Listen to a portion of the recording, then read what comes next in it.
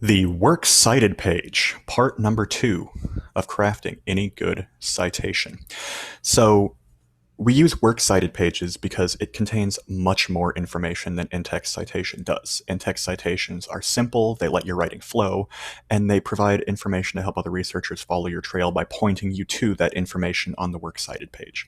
And I do want to clarify a term here. Whenever we say works cited page in MLA, which is English classes, writing classes, most language classes in the modern day, then we say a works cited page rather than a bibliography, because a bibliography is all of the sources that you have referenced, but not necessarily included directly in your work. Works cited page is only the stuff that you have actually cited in your work. So anything that you have paraphrased, summarized, or quoted in your work needs to go in the works cited page. There's a whole lot that can go right and a whole lot that can go wrong with works cited pages, but the basic format is you're going to include the author, the title of the work. If there's a container, then you're going to include the title of containers. So a larger website that it comes from, or a journal that it comes from, or things like that. If there are other contributors, like you're using a translated edition or an edited edition of something, then that's going to go in there. You're going to use the edition number, the volume number, any publication information that you can, including who published it, when they published it, where they published it, if that's necessarily involved in that.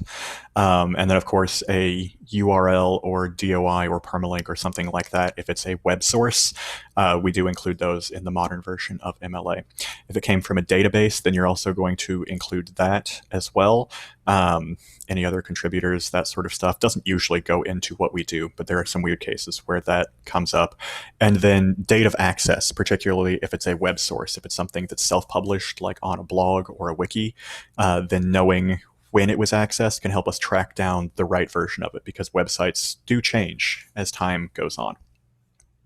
So the things that you're most likely to be citing for our class are going to be, let's say, books, at least I certainly hope. So if I'm going to be citing Dan Ariely's book, Predictably Irrational, then it's Ariely, Dan, last name, first name. Predictably Irrational, revised as an expanded edition, 2009 from HarperCollins.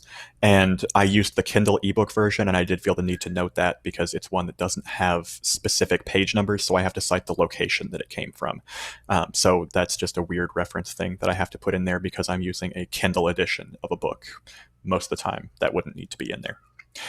Alternatively, you might be using database articles. So this is one that I cited whenever I was in graduate school.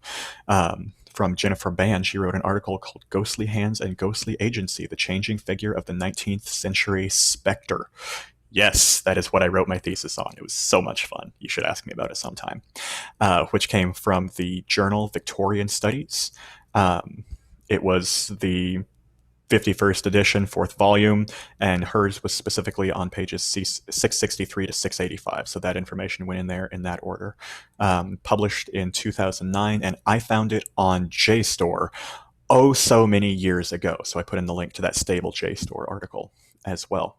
The other thing that you might find yourself using are web pages, and I recommend citing web pages, not websites. So I gave you an example of a blog post because that's a single web page that you can use, one that I just happened to be reading over the weekend. The author is Joy Wilson, and the post was called Let It Be Sunday 284 from her blog, Joy the Baker. I told you guys I like to cook. Yes, I read Joy the Baker. It came out this month. There's the URL to it right there. And then I accessed it on August 21st of 2020. So those are some examples of the most common things that you're going to be citing. Now I'm going to have you guys try those skills out on your own.